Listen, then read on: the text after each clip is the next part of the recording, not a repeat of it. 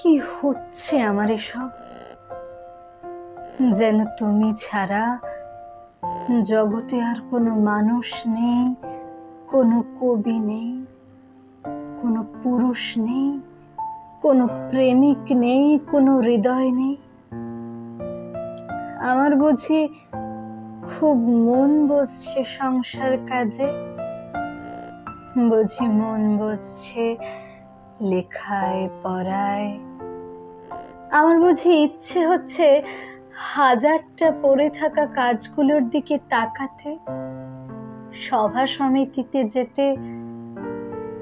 অনেক হয়েছে এসব, এবার অন্য কিছু হোক, অন্য কিছুতে মন পড়ে থাক, অন্য কিছু অমূল আনন্দ দিক। মন নিয়ে যত ঝামেলা, আসলে মন কোনো একটা জায়গায় পড়ে রইল তো পড়েই রইল। মনটাকে নিয়ে অন্য কোথাও বসন্তের রঙের মতো যে ছিটিয়ে দেব, তা হয় না। সবারই হয়তো সব কিছু হয় না,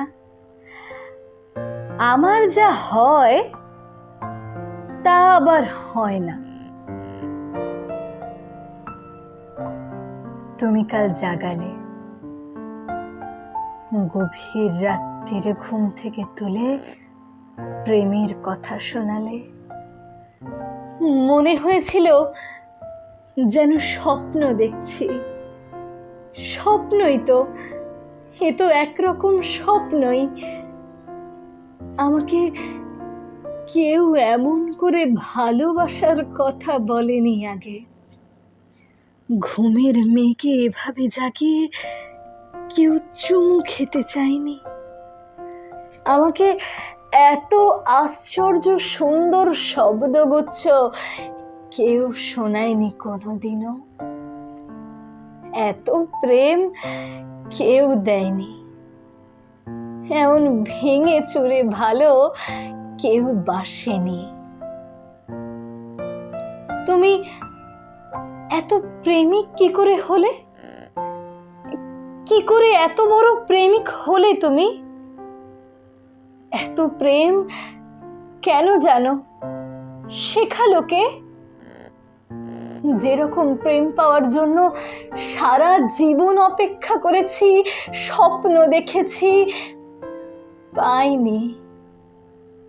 আর এই শেষ বয়সে এসে যখন এই শরীর খেয়ে নিচ্ছে 101টা অসুখ পোকা, যখন মরে যাব, যখন মরে যাচ্ছি, তখন যদি থোকা থোকা প্রেম এসে ঘর ভরিয়ে দেয়, মন ভরিয়ে দেয়, তখন সবকিছুকে স্বপ্নই তো মনে হবে।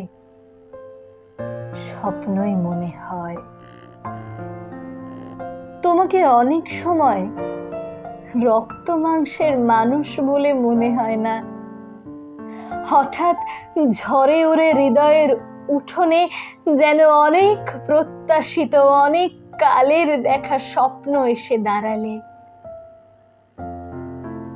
আগে কখনো আমার মনে হয়নি ঘুম থেকে এমন আচমকা জেগে উঠতে আমি আসলে খুব ভালোবাসি।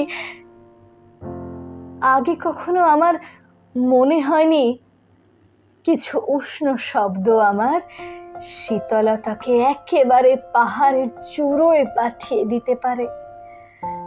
আগে কখনো আমি জানিনি যে কিছু মোহন শব্দের গায়ে চুমু খেতে খেতে আমি রাতকে ভোর করতে পারি।